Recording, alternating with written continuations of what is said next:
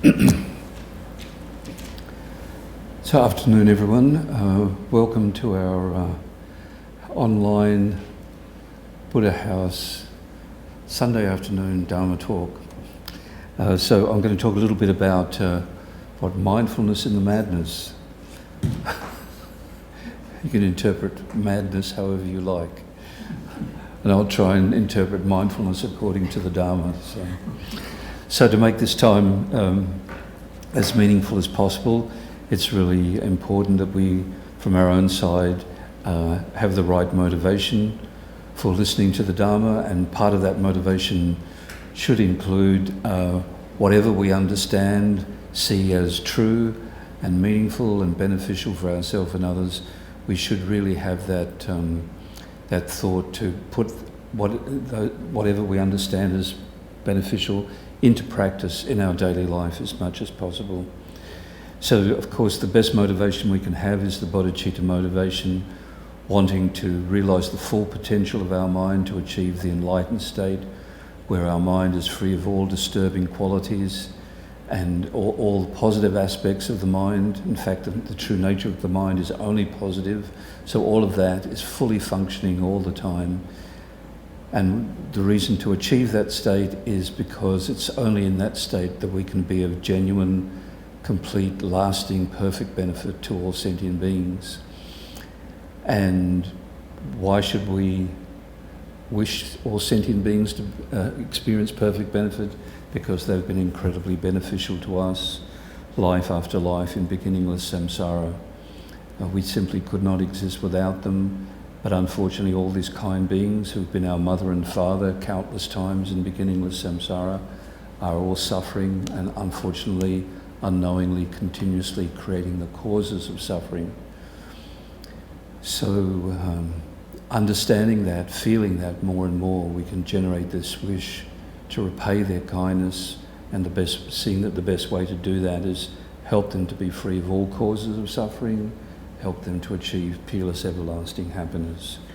And therefore, for that reason, I have to become a Buddha, because I can become a Buddha, so I've got to become a Buddha. And in becoming a Buddha, practicing mindfulness, not just in the madness, but all the time, is really important. So for the sake of all mother sentient beings, I will look into this subject.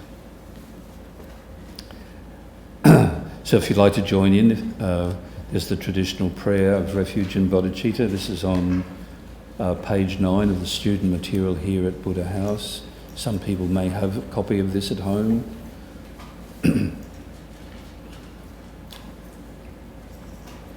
So to make this prayer more meaningful or more powerful, more effective, as we're saying it, we try and visualise, imagine the Buddha in front of us as our source of inspiration, refuge and guidance, and at the same time try to have a strong sense of the living presence of all sentient beings surrounding us, starting with our parents on either side. Sangye che danzoge chodnan la janju baru dane kyamsu chi dage je gi pesenum gi drola panjir sangye drupa shok. Sangye che danzoge chodnan la janju baru dane kyamsu chi Darge chejegi be senangi drola panjir sange drupa shok. I go for refuge until I am enlightened to the Buddha, Dharma and the Supreme Assembly. By the merits I create through listening to the Dharma, may I become a Buddha to benefit all sentient beings.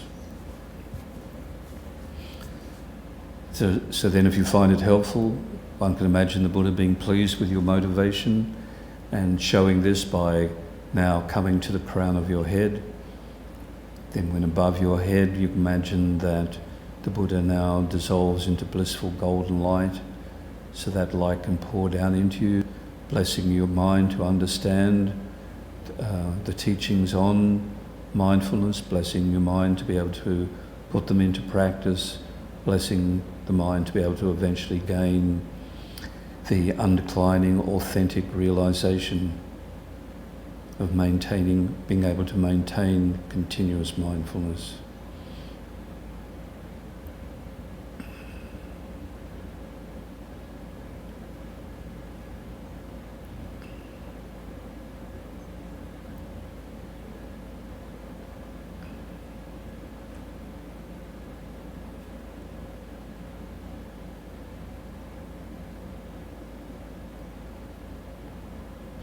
And then we can enhance that positive state by just briefly doing some simple breathing meditation. If you know how, it's good to do the 9-round breathing exercise.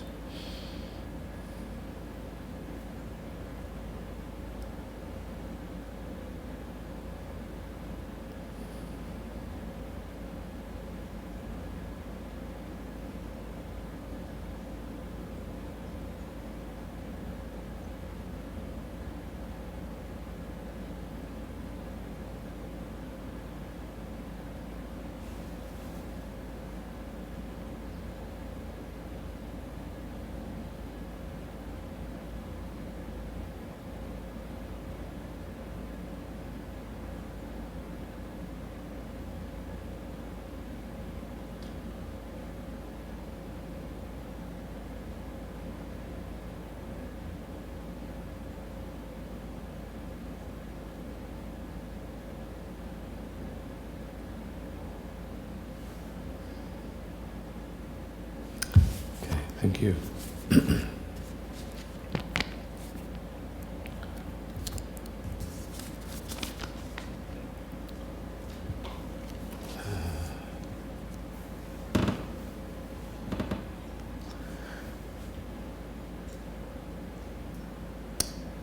So firstly, I'd like to talk a little bit about what mindfulness is, then a bit about how we develop it or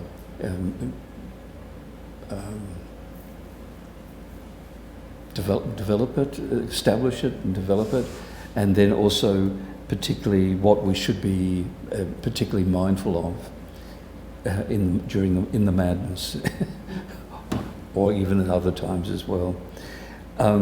So mindfulness is one of the most important practices, tools in the Buddhist toolbox that we should have, both in practicing meditation and in our daily life.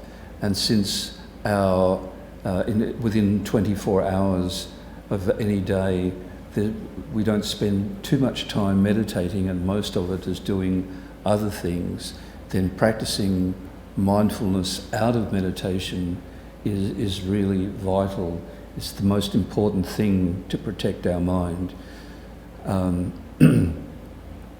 So mindfulness can be practiced and developed without having a meditation practice or knowing how to meditate. But to be able to really develop mindfulness properly, I think it really requires oneself to also do some formal meditation as well.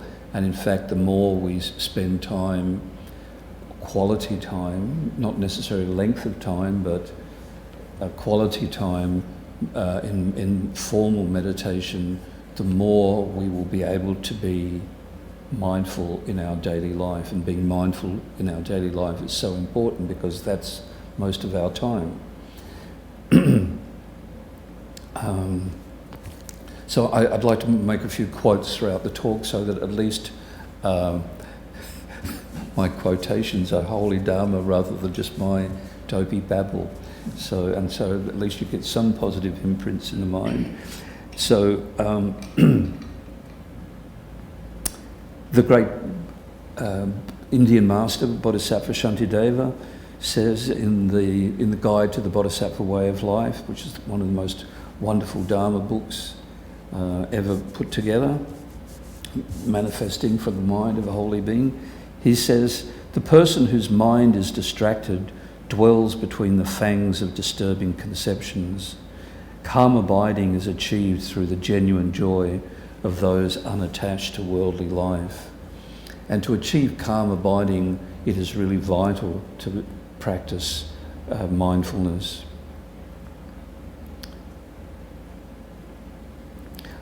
Someone else, who I'm not sure where I found this quote, says, "Mindfulness is the very life of meditation. It is the miracle which can call back in a flash our dispersed mind and restore it to wholeness so that we can live each minute of life." So, so what is mindfulness? Mindfulness, this term is used a lot now. It's become a popular practice in non-religious circles, learning mindfulness. And I'm not really familiar with what they do, but I think mainly what they're emphasising is developing awareness. And awareness, mindfulness involves awareness, but mindfulness is more than just awareness of what is going on externally. It's particularly knowing what's going on in your mind, but especially what distinguishes mindfulness from a Buddhist point of view is that mindfulness is that in its most basic form, it is an awareness of what state your mind is in, and especially whether it's in a positive, a virtuous state or in a negative state. Yeah, because this is one of the key things in Dharma practice, that what we're fundamentally what we're trying to do is avoid negative states of mind, because they are the source of suffering for ourselves and lead us to harm others. And it is the positive states of mind which are the real source of happiness for ourselves and enable us to bring some comfort and well-being to others. So in order to avoid the negative states of mind and encourage the positive ones and develop them, we need to know what is happening in our mind. So that's what mindfulness is. And maybe even more basically, what it means is remembering. Mindfulness is about remembering to avoid negative states and remembering to keep the mind in positive states. Because why do we need to remember that? Again, because if the mind is in a negative state, we are suffering and creating the causes of suffering. If we're in a positive state of mind, we're creating the causes of happiness and future well-being to ourselves and others. So we have to remember that very simple fact, which possibly we don't remember all the time. Even if we've been Buddhists for a long time, in our daily life, we can completely forget that because the mind gets overwhelmed by all this stuff out there. Yeah? Don't we? Unfortunately. So basically, that's sorry. Basically, that's what mindfulness is.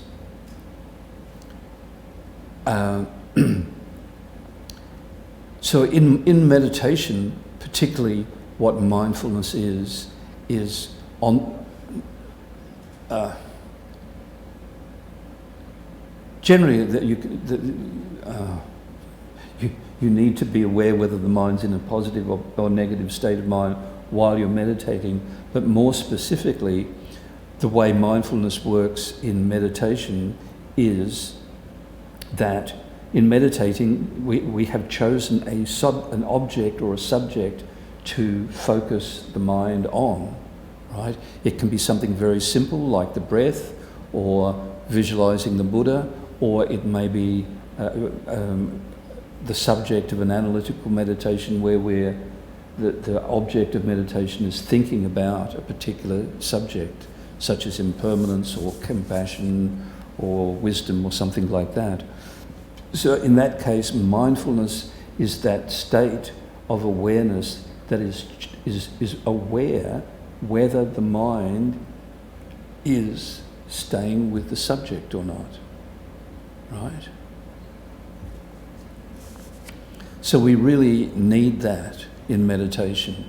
And the more we train the mind to be mindful of what is going on in our mind, that it is staying on the object, it's keeping in a virtuous state, then the more we develop that mind, the more we are able to keep our mind in a virtuous state, on virtuous subjects, which means also we develop the ability to concentrate our mind, to develop some degree of single-pointed concentration, which also means we're gaining mastery or control over our mind.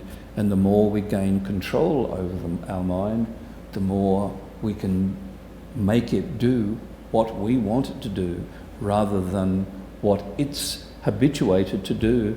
And unfortunately, what is our mind habituated to do? Follow the self-cherishing thought. Follow the delusions. We have the habit of the delusions.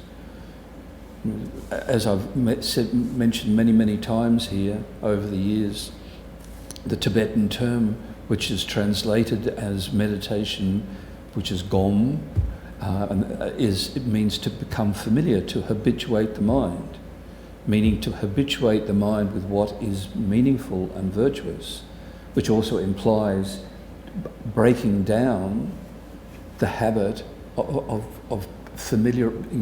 being familiar with and following what is meaningless and negative and non-virtuous. That's what meditation is about. So mindfulness is a mental factor. It's one of the crucial mental factors that we need to cultivate. It is a potential of the mind. Buddhist psychology talks about the 51 mental factors, and there are many more mental factors, but these 51 are singled out because these are most important for our spiritual life.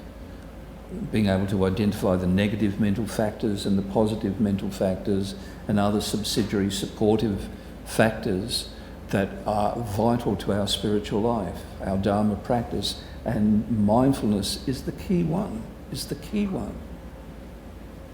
We have to be mindful to even practice the Dharma, to study it, to think about it. Yeah.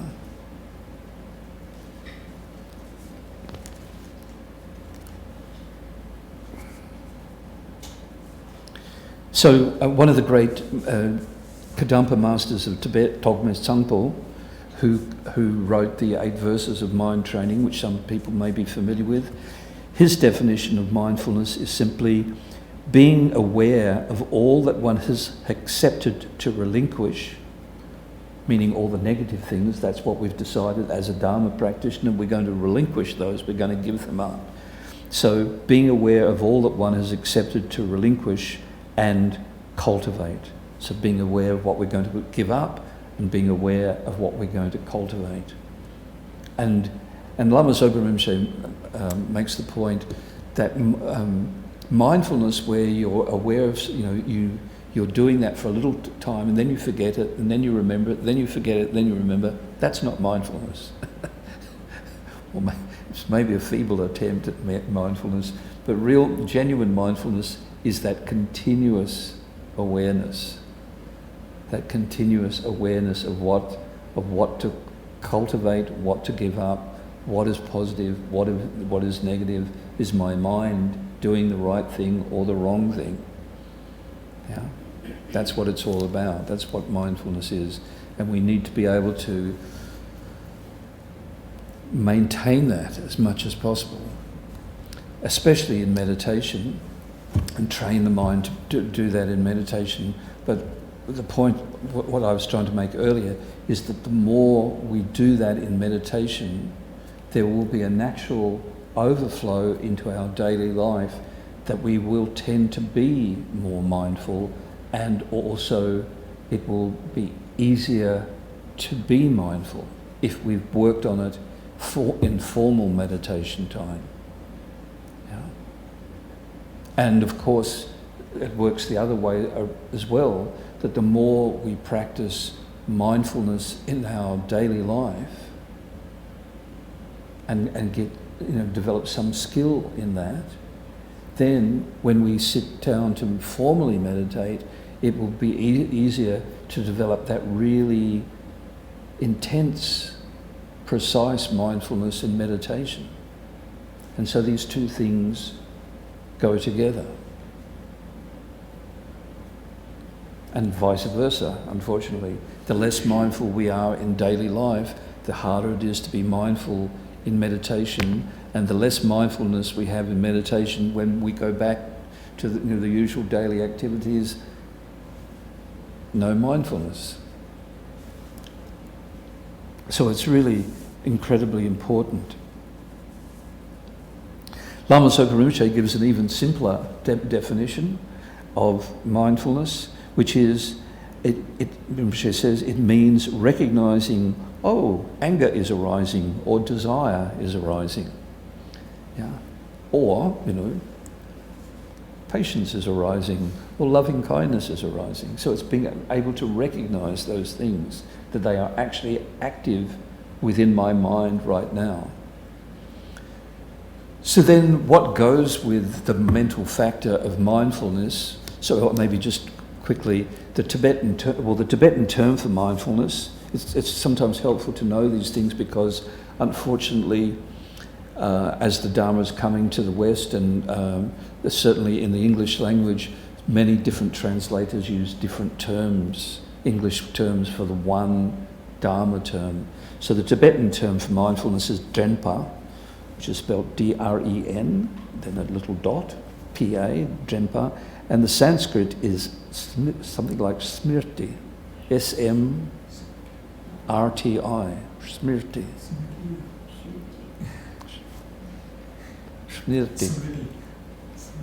Okay, that one. Right. So with the more we cultivate mindfulness, what will tend to follow with mindfulness, come with it, is another mental factor, which is in Tibetan is called shezin, and in Sanskrit is something like samprajña. Samprajña,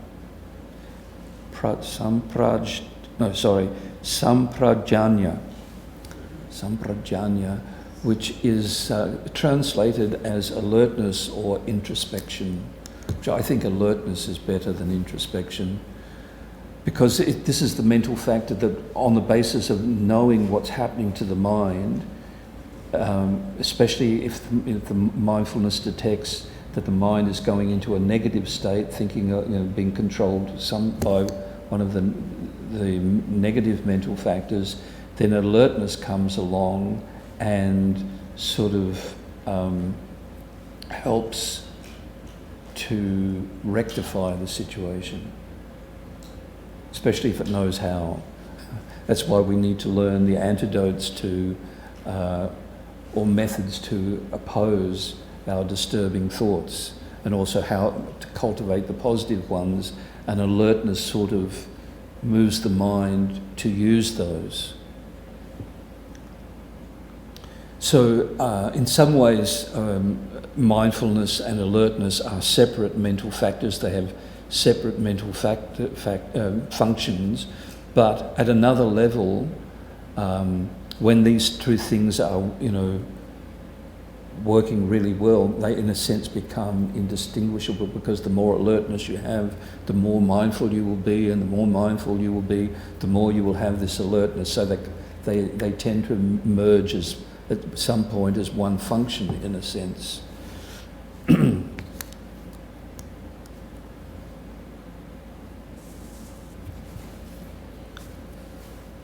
And Shantideva, in the text, the Guide to the Bodhisattva Way of Life, which every Mahayana Buddhist, especially every Tibetan Mahayana Buddhist, should have a copy of this book and study. On the chapter 5, which is about, which is called Guarding Introspection or Guarding Alertness, Shantideva says, the defining characteristic of guarding alertness, which you could also say relates to mindfulness as well, is to examine again and again the condition of the body and mind. That's what we should be doing. Examining the condition of our body and mind. What is our body doing? And what is our mind doing? But of course, what our body does is control what our mind is doing. So especially, it's really about examining the condition of the mind.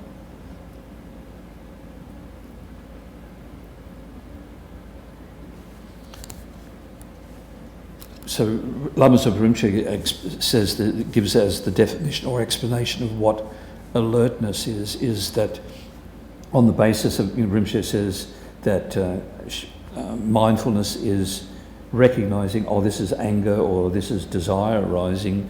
So then Rinpoche says that alertness is thinking, oh, I shouldn't let this arise.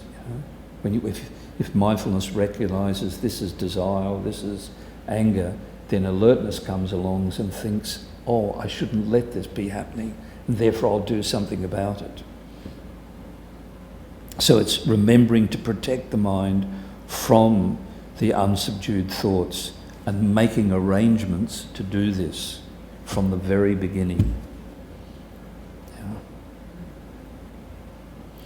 This is why when we do formal meditation practice, and in the teachings there are stages of going, there are the preparatory practices to do as when one is doing meditation, and which come from the great Bodhisattva Selimpa, who was one of Atisha's gurus. Selimpa was his Indonesian guru, the guru from the golden island of Java. Seling means the golden island. Pa is person, the man from the golden island. So that was his Atisha's guru who taught him bodhicitta. Anyway, now what am I talking about? Oh yes. So I lost my mindfulness, I think, or my awareness at least. So when we do formal meditation, there's these steps we should go through, and the last one should be to consciously think, now I am going to be really mindful. First we generate the right motivation and do mandala offerings and etc., and then and just before you actually start the formal, doing the meditation topic, then one should think, now I am going to be really mindful. I have to be really mindful. Yeah? And alert. Meaning, I'm going to be mindful in order to apply the antidote. So one has to, as Rinpoche says, alertness involves making arrangements from the very beginning.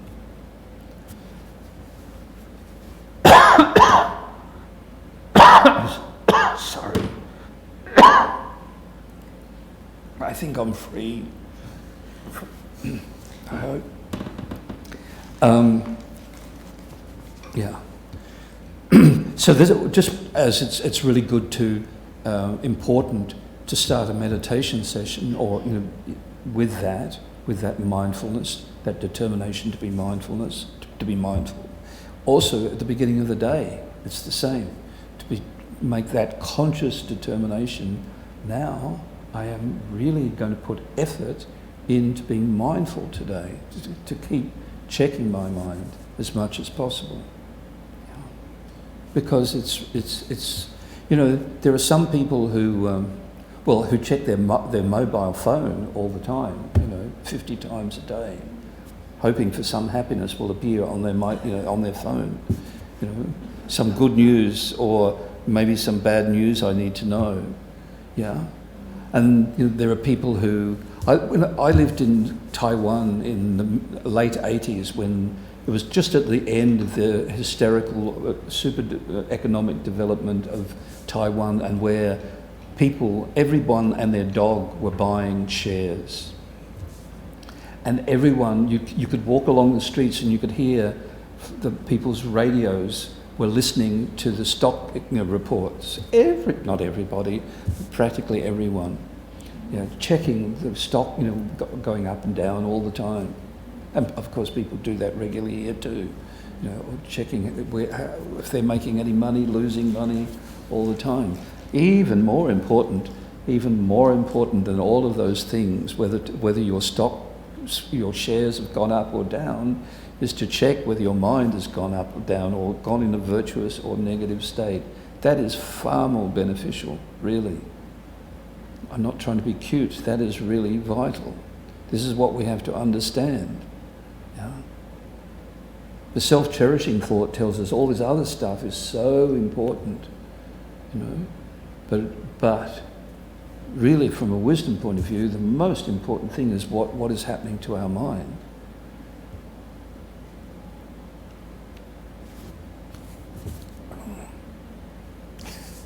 Talking too much. Got lots to come. This could have been a little course, actually. Anyway.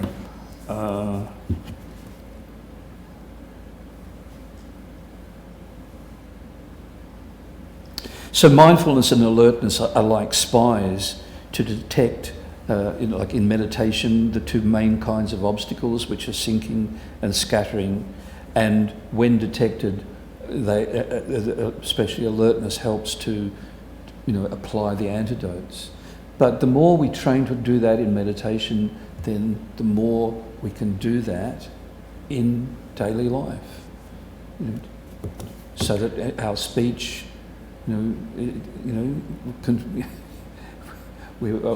mindful of our speech, mindful of what our body is doing, mindful of what we're thinking, and how it's also mindful, being mindful that what I think, say, and do has effects on other people. Just before I came here, or a couple of hours before I came here today, I was listening to the radio where they were interviewing some man in America because everyone's now going to the beach and everything because the lockdown has been reduced or something, and he was saying, well, I'm not afraid of getting the virus, and so I'm going to the beach, but the people who are afraid can stay home. Sounds good, but he never sort of was mindful that if he catches the disease, he may not worry about it, but he could spread it to others. Yeah. No mindfulness there at all. Yeah. Sorry, so I shouldn't cough. Yeah. So, yes, the more mindful, then we can be aware of not only how our uncontrolled mind is affecting ourselves, but others, in a short-term way or possibly long-term way.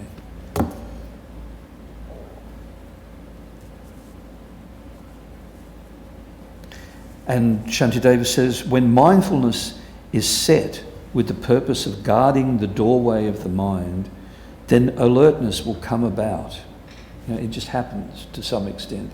If one is really mindful, then this alertness will also come about. And he goes on to say, and even that which has gone will return. Meaning, the positive state of mind that has gone because of lack of mindfulness and alertness, it will come back. Or start to come back, depending on how mindful one is and alert.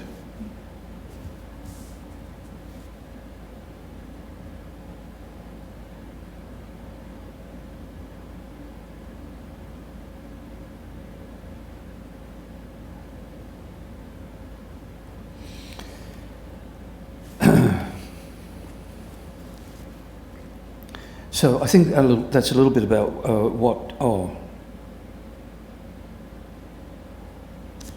sorry.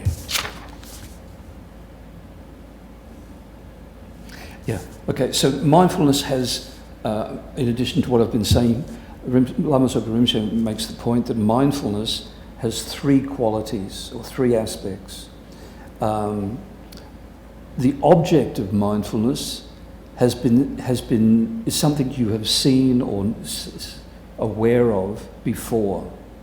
It's something you already, in other words, it's something you're remembering. You can only remember things that you've known. You can't remember something you don't know about. So it's, being mindful, remembering something that you're aware of, that you know about and are familiar with.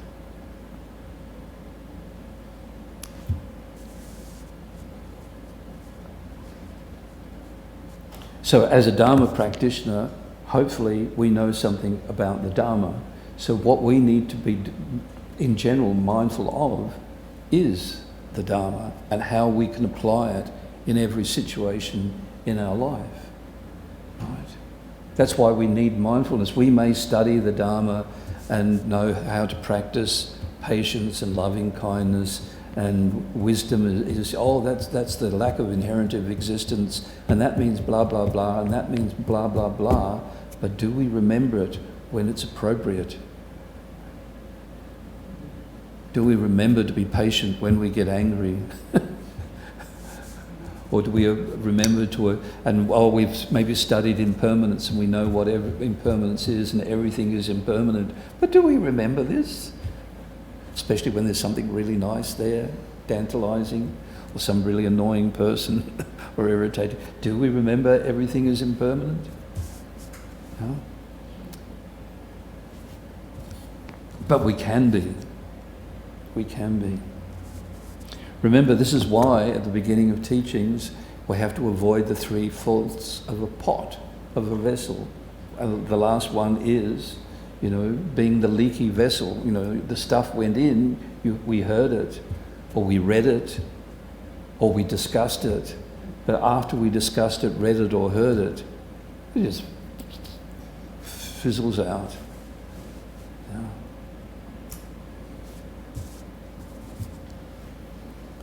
And that's why we don't get very far. None of us get very far because of the lack of mindfulness and alertness.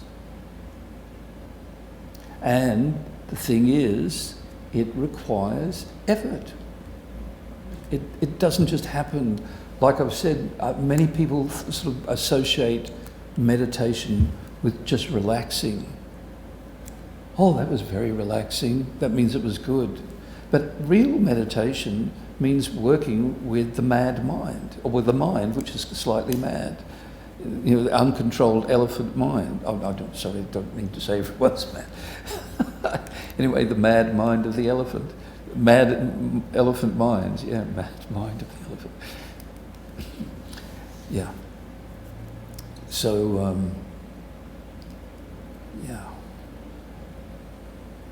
mindfulness is incredibly important.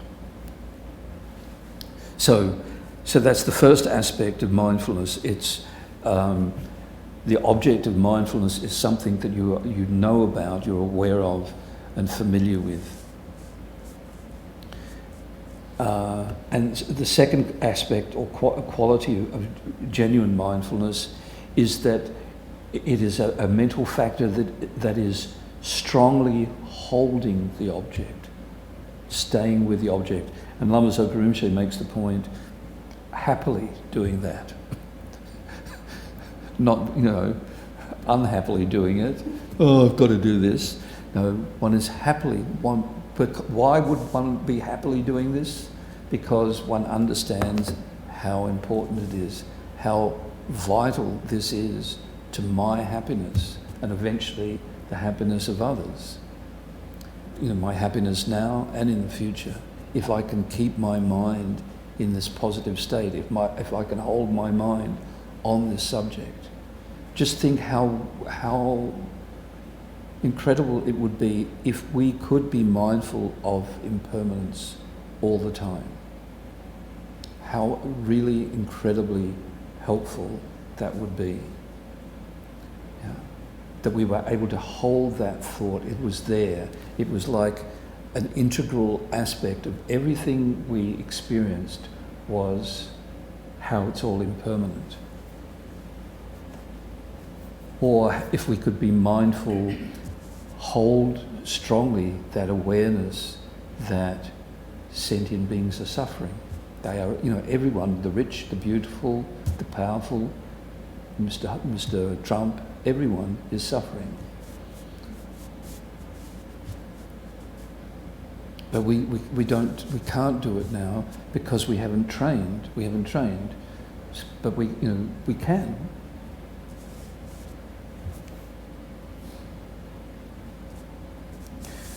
And to emphasise that point, as Shantideva says, there is nothing whatsoever that is not made easier through acquaintance. If we let ourselves become acquainted with something, it becomes easier and easier to do. So of course being mindful is not easy at first because we're not acquainted with it, but we can acquaint ourselves with it. We can put the effort into that more and more.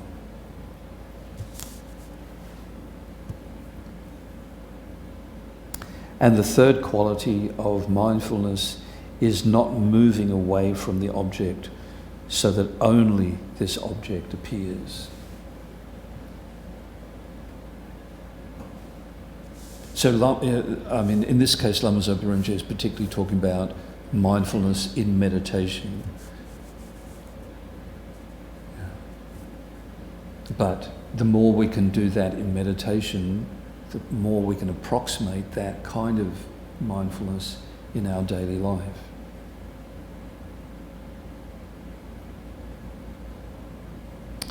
And Rinpoche says that advises two methods that help us maintain strong mindfulness is to have a strong determination to keep unbroken mindfulness. To go back with what I said, to tell ourselves at the beginning of meditation or at the end of that preliminary section and before the actual, we focus on the actual topic, now I'm going to be really mindful. And again, for our daily life, at the beginning of the day, now I'm going to be really mindful. Or if we find during the day we've really got very unmindful, then we can make this, set the thing, oh well, I lost it, but now I have to, for the rest of the time, I'm going to be really mindful.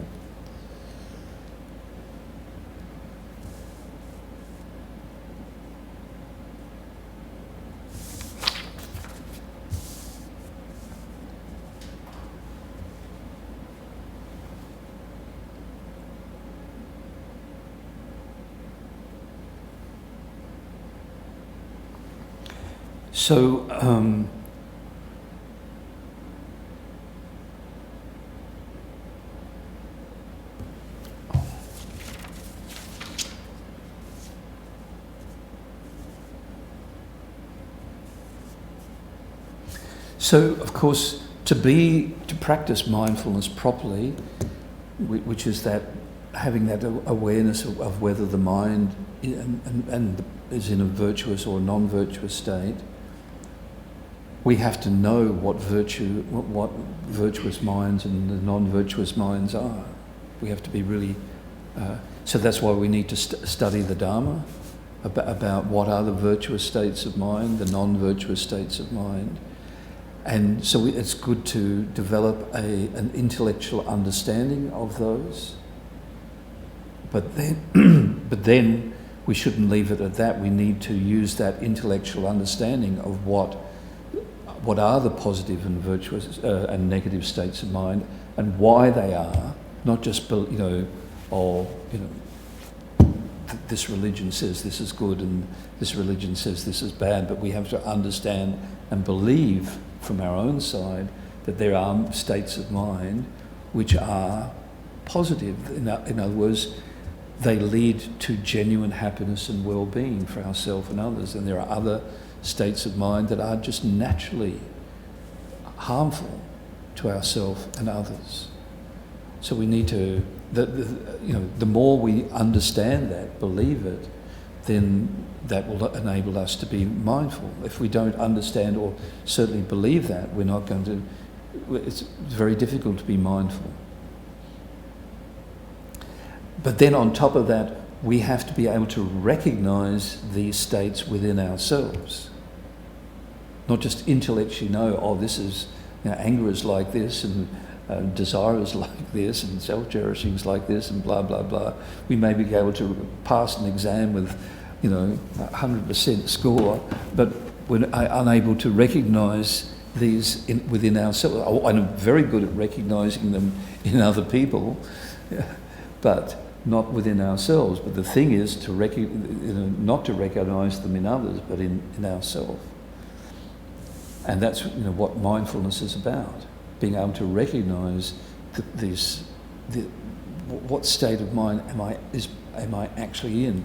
Not what I think I'm in, what I would like to be in, or what I hope other people think I'm in, but what state is my mind actually in? That's what mindfulness is about. So that requires Dharma practice in itself, and so to really develop mindfulness, it also involves the subsidiary practices of purifying the mind. While our mind is like that, because our mind is uncontrolled, it's difficult to recognise that it is uncontrolled because it's so uncontrolled. But when the mind calms down, then it's easier to recognise what's going on. And if when the mind's completely berserk and it gets even berserker, it's difficult to detect. But if your mind is relatively peaceful, then it can detect smaller and smaller agitations, become much more sensitive. So purifying the mind is really helpful. It's more than helpful, it's kind of necessary. And just developing some ability or a familiarity, habit of working with the mind formally in meditation, of sitting down and trying to meditate. So the more we do that in general, just any type of meditation, that helps to calm the mind, sensitize the mind, and therefore mindfulness can function. Yeah.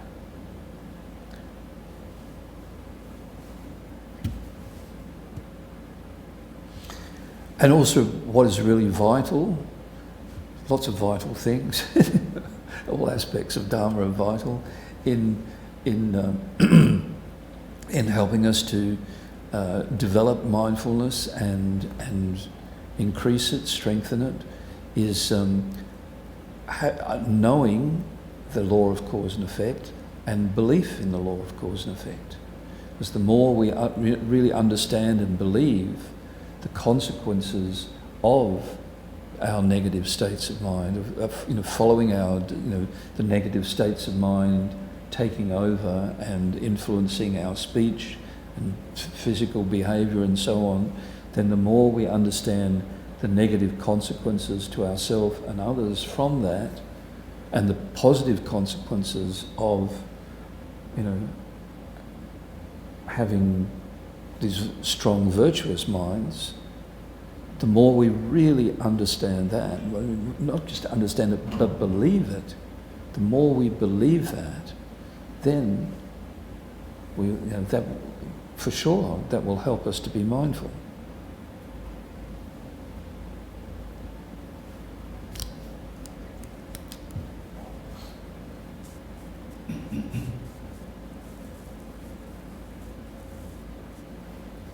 So Lama Zopa Rinpoche says that what helps us to cultivate mindfulness is staying in the company of spiritual masters. So not just hanging around them, but also that helps, because when you're in the presence of a generally subdued being, a holy being, then one, I think, somehow one becomes more aware, more mindful of what state of mind oneself is in.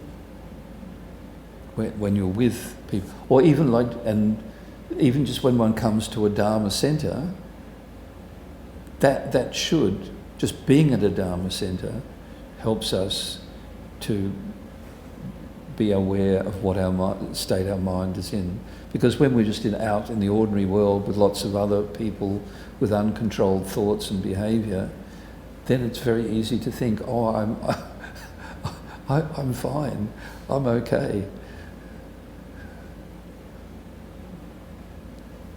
Right?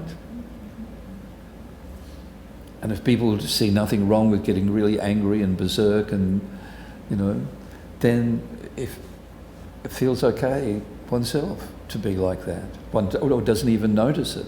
But if one is in a very quiet, peaceful place with images of the Buddha, and hopefully a few of the people wandering around the Dharma Centre are behaving themselves, then it's okay. Then it makes us a little bit more aware of what's going on, and encourages us.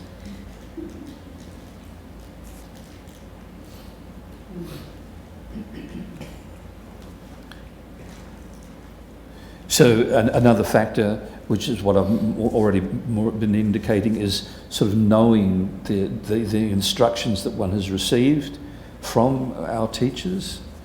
So the more we know the Dharma and have studied it, then that helps us to be mindful.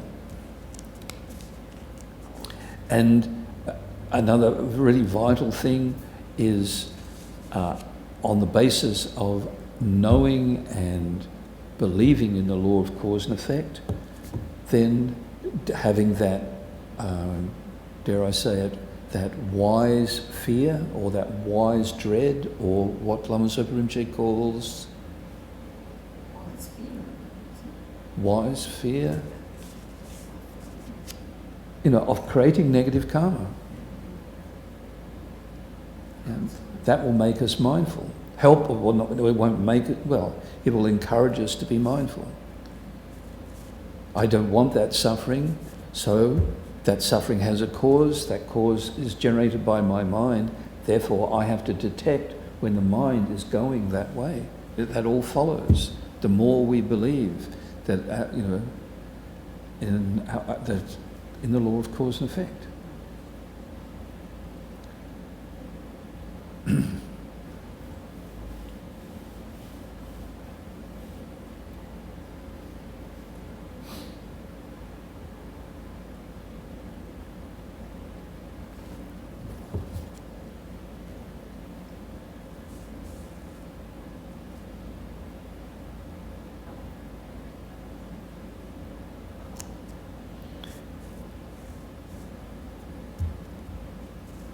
Oh yeah, so this is why in the Buddhist tradition, for people who seriously want to follow the teachings, there is the practice of taking vows, such as the 5 lay precepts of avoiding killing, stealing, sexual misconduct,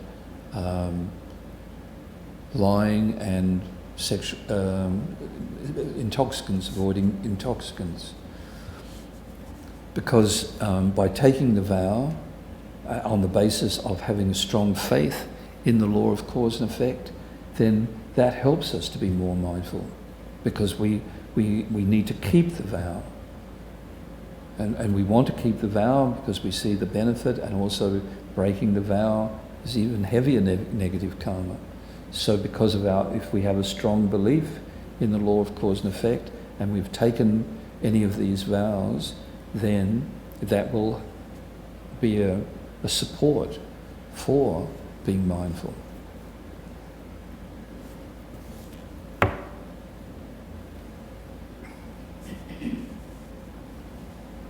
So because of those things, mindfulness can be generated and enhanced by, as Shantideva says, thinking that one is always in the presence of the omniscient Buddhas and the Gurus. Of course, you have to be mindful of that. It's a bit of a catch-22 there.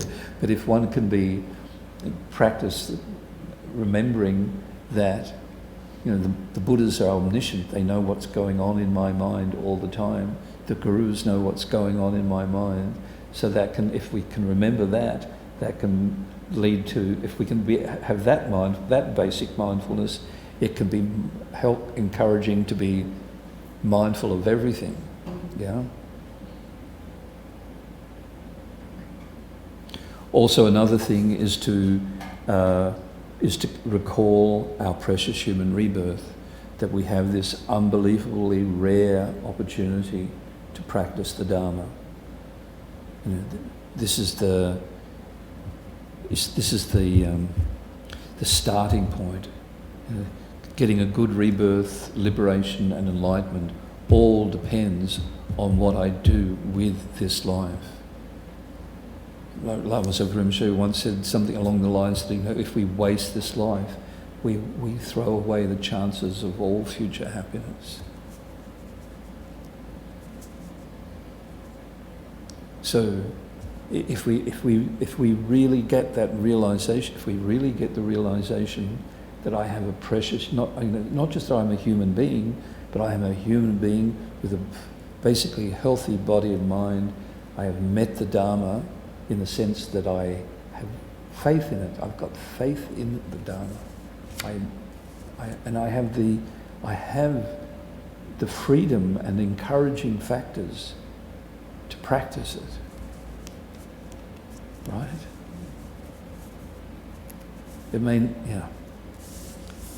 We may have all sorts of obstacles in our life and difficulties and problems, but despite those, we still have this incredible freedom that most people don't have to practice the Dharma. So if we don't use it now, how are we ever going to take advantage? So that will help us to be mindful of practicing. And the main practice is to check on the mind. It all starts from that.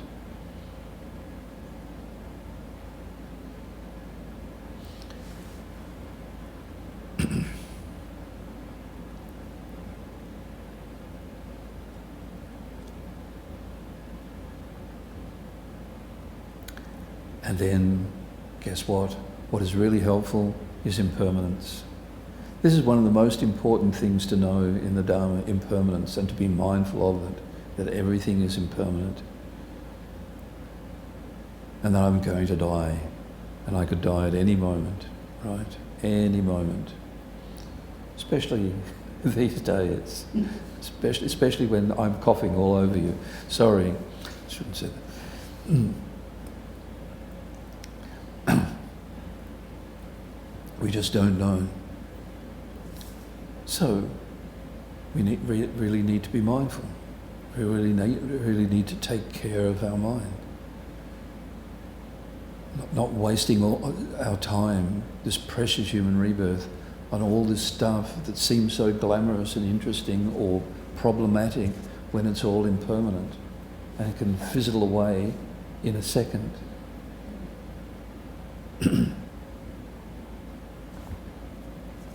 And as I've already mentioned, another thing that helps generate and enhance mindfulness is purifying the mind. The more we purify the mind, then naturally we will be more mindful.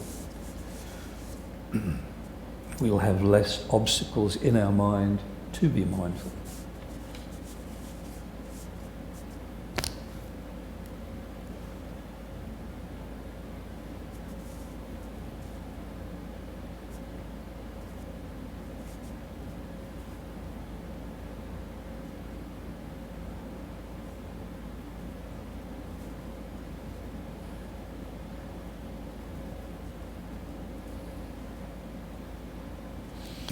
So, just to quote Shantideva, he says that I should never let mindfulness depart from the doorway of my mind. If it goes, I should recall the misery of the lower realms and firmly re-establish it there. Yeah, as I've pointed out many times before, there's another one here too. These two little flaps here, supposed to represent the fangs of the Lord of Death. so that to help monks and nuns remind us that we're dwelling in the jaws of death all the time. That's why the wheel of life is depicted being held by what is meant to be the Lord of Death.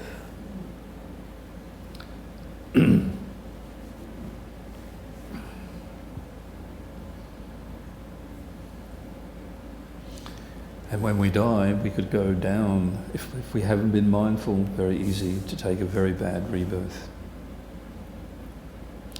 And Shantideva also says in the Guide to the Bodhisattva Way of Life, it's very helpful to think, I am ever dwelling in the presence of all the Buddhas and Bodhisattvas.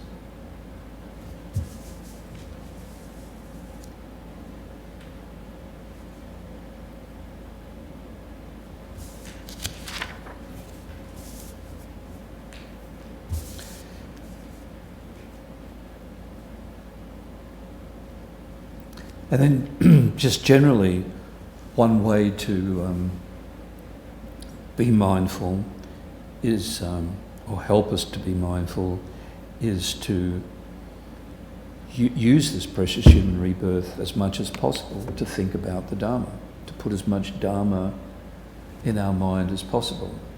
Not to overload our mind, but to hear the teachings, read on the subjects of what we've taught, and to reflect on them, study them, meditate on them. So the more we put the Dharma, feed our mind with the Dharma over and again, that will help us to, we will build up this knowledge that helps us to be mindful.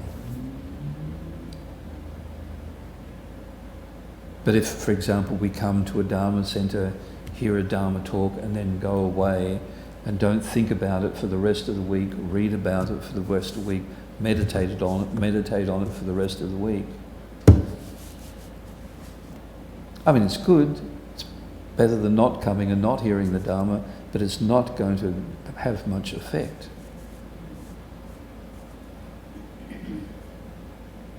And we won't remember it. We won't be mindful. So, the great Shantideva says, with the utmost effort, I should check to see that the crazed elephant of the mind is not wandering off, but is bound to the great pillar of thinking about Dharma.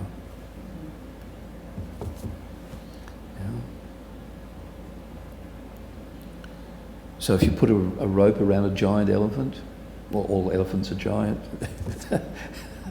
quite large, and then you stake it, the rope is stuck with a stake into the ground, then this elephant can't wander off. You've controlled the elephant. So if we keep thinking about the Dharma, then our mind won't stray away into worldly stuff, the 8 worldly thoughts and everything else. So that is really the key thing.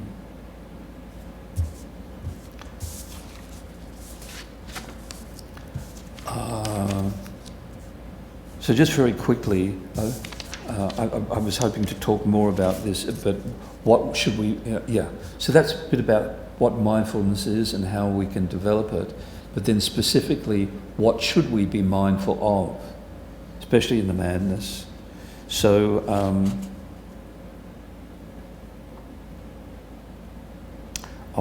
yes.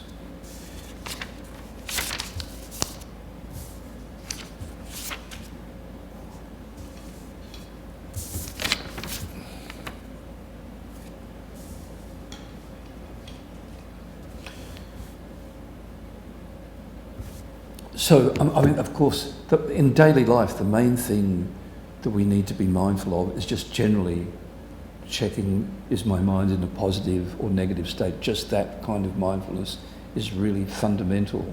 But then more specifically, what is really helpful to be mindful of in our daily life is impermanence. Yeah. That everything is impermanent. Yeah. to be mindful of suffering, that everyone around me, despite everything else, is suffering. Despite appearances, everyone is suffering in some form. And of course the reason to be mindful of that is to help us develop compassion for everyone, and to be patient. And we need to be mindful to be patient, to be mindful that anger is arising, and to be patient. And really to be mindful of the law of cause and effect in our daily life.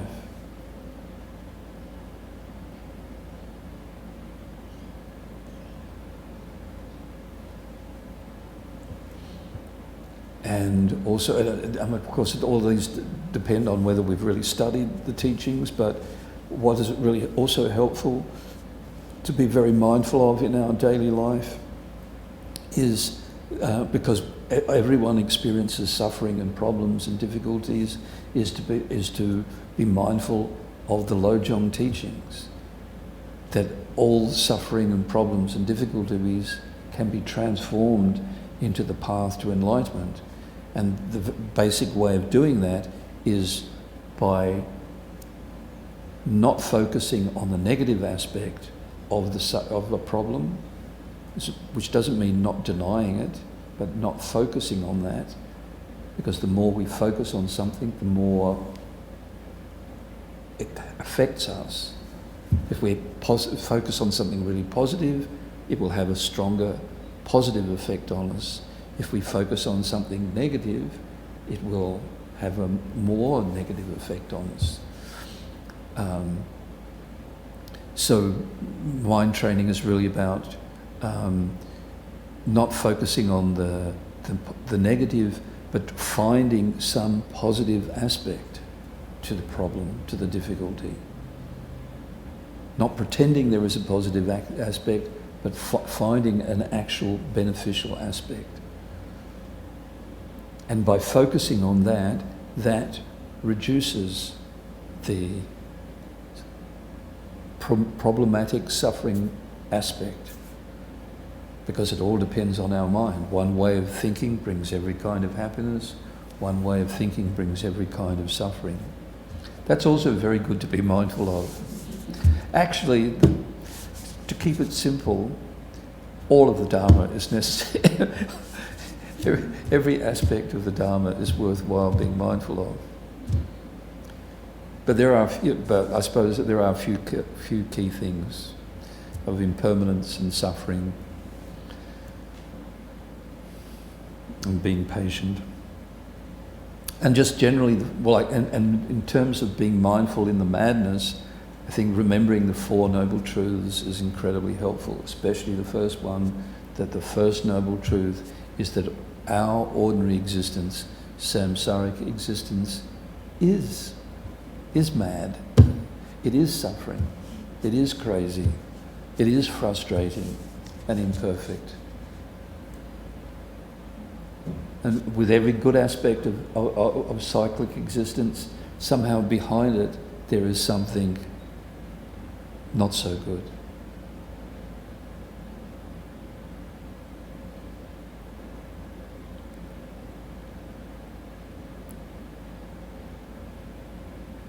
If we think about that in the right way, that can put the madness in perspective.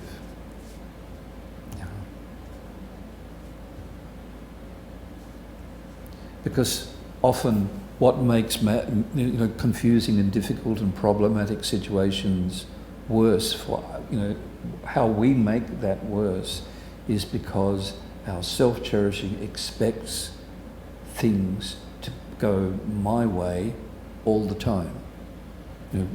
This virus, shouldn't happen. It's very annoying.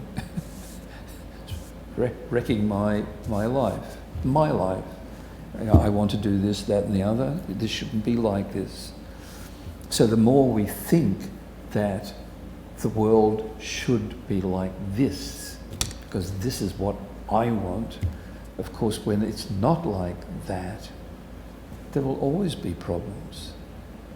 For me, I make my problems by saying everything should be without problems, but the First Noble Truth is that we are in the middle of a big problem, which is samsara. And remember, as I try to say, samsara is not this, we're all in our own samsara. We're all in our own madness, our own self-made madness, confusion.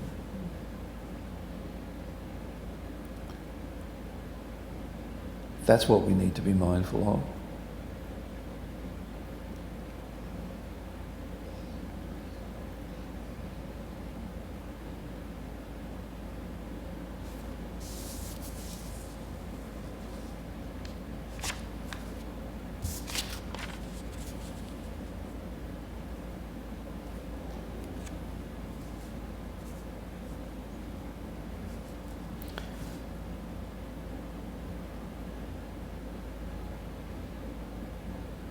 Also, in terms of I'll just say this one thing and finish. I'm talking too much. Especially in terms of practicing mindfulness in the madness. Of course, one way to, if we are aware, if we are mindful that there is some kind of disturbing situation around, of course, the obvious thing is to avoid it. If we're mindful that there is I am in, or I could end up very soon being in a very confusing, unwanted situation, if we are really mindful of that, then the first line of defense is to avoid it as much as possible. Very simple. But in many cases, we are not able to avoid these situations just because of the nature of it. And so that's why we have to really work with our mind, to be mindful, to keep our mind in a stable state in the situation, to protect it as much as possible. But for those who have studied, the Lam Rim and meditate on it, in the middle section, Lam Rim, about the causes of suffering, it talks about the delusions as the causes of suffering, and also the conditions that activate the delusions, right? That is really a very useful thing to know and be mindful of. What activates my delusions? Because we have the potential, all of us, because we have ignorance, we all have the potential for all of the delusions, all of the afflictions. But of course they're not active all the time, they're inert, but they can activate at any moment. And what activates them? And the main thing that activates our disturbing thoughts is the object. When we meet the object of desire, the object of anger, the object of jealousy or pride or this or that, the delusion arises. So that's what we really need to be mindful of as much as possible. But also thinking about the objects of our delusion. We may have an enemy, but we're not, someone we dislike or who dislikes us, and when we're with them, bingo, the mind goes berserk. But even if we're not with that person, if we think about the person, we can make ourselves incredibly angry. Or same with desire. So we need to be mindful of that and cut those things. That reduces the madness, the confusion.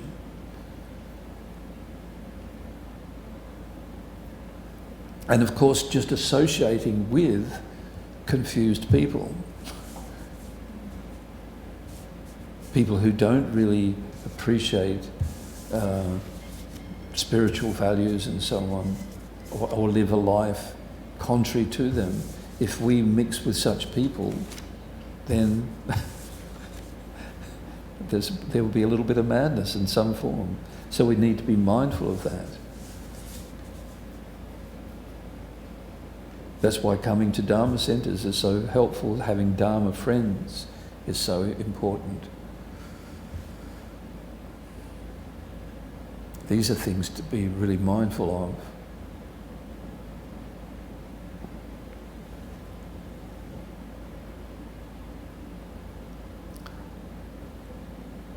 That's my talk on mindfulness in the madness for today. If you have any questions, I'm happy to try and answer. It's really important also because yesterday was the start of the holy month of Sakadawa, where all the actions are. Oh, yes, thank you very much.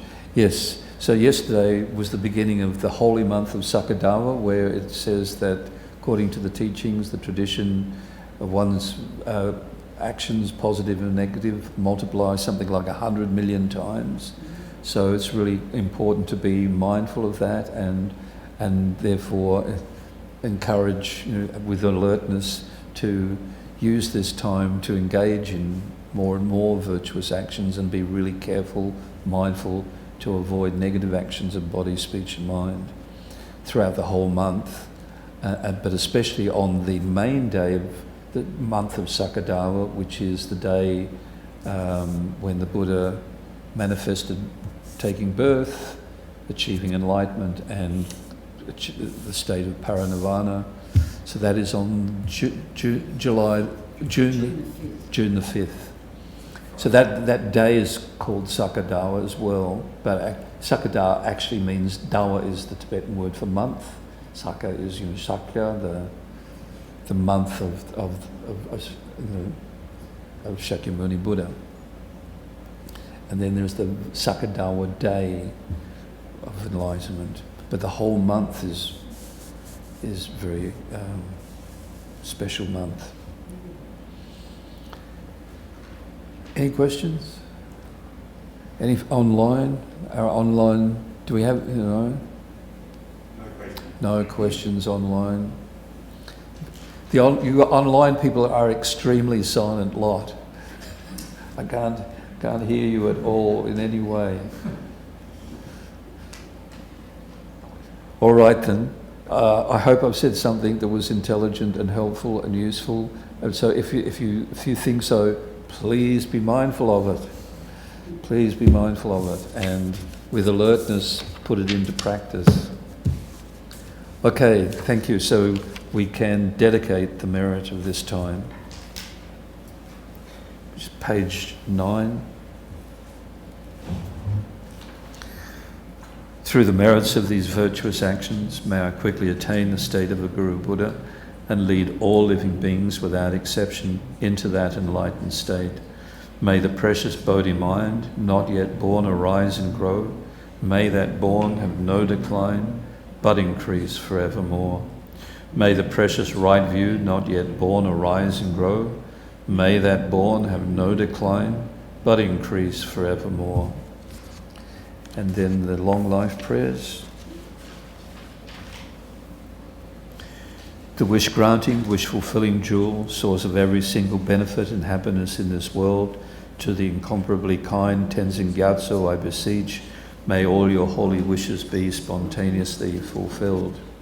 You who uphold the subduer's moral way, who serve as the bountiful bearer of all, sustaining, preserving, spreading Manjunath's victorious doctrine, who masterfully accomplish magnificent prayers, honouring the three jewels, Saviour of myself and others, your disciples, please, please live long. Lord of Dharma, who in accordance with the various dispositions of those to be subdued, makes clear in the light of your well-spoken advice the sacred Ganden tradition, essence of Buddha's teachings, O foremost and holy Lama, to you who are supreme, O Lama, please, please live long.